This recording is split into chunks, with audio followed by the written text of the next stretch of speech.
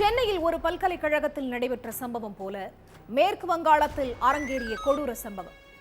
ஆண் நண்பருடன் மருத்துவக் கல்லூரி வளாகத்தில் நடந்து சென்ற மருத்துவ மாணவியை தரதரவென இழுத்துச் சென்று சீரழித்த பயங்கரம். பெண்ணை காப்பாற்ற முயன்ற ஆண் நண்பரை விரட்டியடித்த அரக்கன்கள். வலியால் கத்தி கதறியும் ஈவு இரக்கம் காட்டாமல் மிருகத்தனம். ஆர்ஜிகர் மருத்துவமனை பயங்கரத்தை தொடர்ந்து மேற்கு வங்கத்தை மீண்டும் உலுக்கிய அதிபயங்கரம். மருத்துவ மாணவியை நாசம் செய்த காட்டு மிராண்டி கும்பல் சிக்கியதா?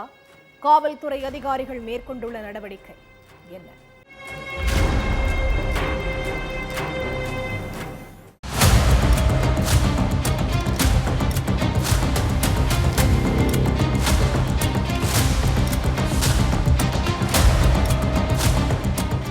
மேற்கு வங்க மாநிலம் துர்காப்பூர்ல பிரைவேட் மெடிக்கல் காலேஜ் ஒன்று செயல்பட்டு வருது. இங்க ஒடிசாவை சேர்ந்த மாணவி MBBS செகண்ட் இயர் படிச்சுட்டு வர்றாங்க. அந்த மாணவியும் அதே காலேஜில் படிச்சுட்டு வர மாணவனும் காதலிச்சுட்டு இருந்ததா சொல்லப்படுது. இவங்க 2 பேரும் வழக்கம் போல நைட்டு 8:30 மணிக்கு காலேஜ் பேக் சைடில் உள்ள ஹோட்டலுக்கு போய் சாப்பிட்டுட்டு மறுபடியும் காலேஜ் கேம்பஸ்க்குள்ள பேசிக்கிட்டே நடந்து போயிட்டு இருந்தாங்க. அப்போ திடீர்னு அங்க வந்த 5 பேர் கொண்ட கும்பல் காதலர்களை சர்றமாரியா அடிச்சிருக்காங்க. அதிலும் குறிப்பா காதலனை வெறித்தனமா அடிச்சு உதச்சிட்டு மாணவிய தரதரன்னு இழுத்துட்டு போய் பாலியல் வன்கொடுமை செஞ்சிருக்காங்க. ப்ளீஸ் என்ன விட்டுருங்கன்னு அந்த மாணவி கத்தி கதறி இருக்காங்க. ஆனா அப்பவும் மனமிறங்காத அந்த காம சைக்கோக்கள் ஈவு இறக்கவே இல்லாம மாணவிய பாலியல் வன்கொடுமை பண்ணி சின்னாபின்னமாக்குனதோட அவங்களோட செல்போனையும் பிடுங்கி வச்சுக்கிட்டு டார்ச்சர் பண்ணியிருக்காங்க. அதோட இந்த விஷயத்தை வெளியில யாருக்கிட்டையாச்சும் சொன்னா கொலை பண்ணிடுவோம்னு மிரட்டிட்டு அங்கிருந்து எஸ்கேப் ஆகியிருக்கு அந்த அரக்க கும்பல்.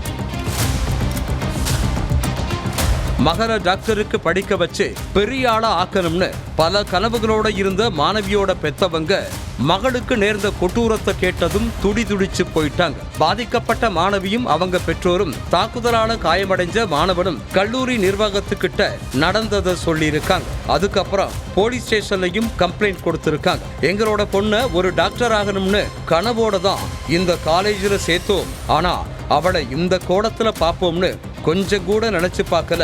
எங்க மகளுக்கு நியாயம் வேணும், எங்க பொண்ணுக்கு ஆன மாதிரி வேற எந்த பொண்ணுக்கும் நடக்கவே கூடாதுன்னு சொல்லி மாணவியோட அம்மாவும் அப்பாவும் கதறி அழுதுகிட்டே கம்ப்ளைண்ட் கொடுத்திருக்காங்க. புகார வாங்கின போலீஸ் காலேஜ் கேம்பஸ்குள்ள வச்சு இந்த சம்பவம் நடந்திருக்கதால அங்க படிக்கிற பசங்களையும் காலேஜை சுத்தி முத்தி இருக்கிறவங்களையும் விசாரணை வளையத்துக்குள்ள கொண்டு வந்திருக்காங்க. காலேஜ் கேம்பஸ்ல போதுமான CCTV கேமராக்கள் இல்லாததால குற்றவாளிகளை பிடிக்கிறது போலீஸுக்கு பெரும் சவாலா இருக்கு. மாணவி சொன்ன அங்க அடையாளங்களை வச்சு பாலியல் சைக்கோக்களை பிடிக்கிற வேலையில தீவிரமா ஈடுபட்டிருக்காங்க போலீஸ். கல்லூரி வளாகத்துல பெரும்பாலான இடங்கள்ல லைட்டுகள் எல்லாம் சரியா எரிகிறது இல்லைன்னும் அதனால நைட் ஆனாலே கேம்பஸ் ஃபுல்லா இருட்டா இருக்கிறதாகவும் ஒரு செக்யூரிட்டி கூட பாதுகாப்புக்கு இல்லைன்னும் மாணவ மாணவிகள்லாம் குற்றம் சாட்டி இருக்காங்க. கடந்த 2024 ஆகஸ்ட் 9ஆம் தேதி கொல்கத்தாவில் உள்ள ஆர்ஜிகர் மருத்துவமனையில் இரவு பணியில இருந்த பெண் பயிற்சி மருத்துவரை கொடூரமா பாலியல் வன்கொடுமை பண்ணி துடிக்க கொலை செஞ்ச சம்பவம் மாநிலத்தையே உலுக்கி இருந்துச்சு. ஒட்டுமொத்த மாநிலமே உயிரிழந்த பெண் மருத்துவருக்கு நியாயம் கேட்டு போராட்டத்துல குதிச்சதால மாநிலமே போராட்ட களமாகுச்சு.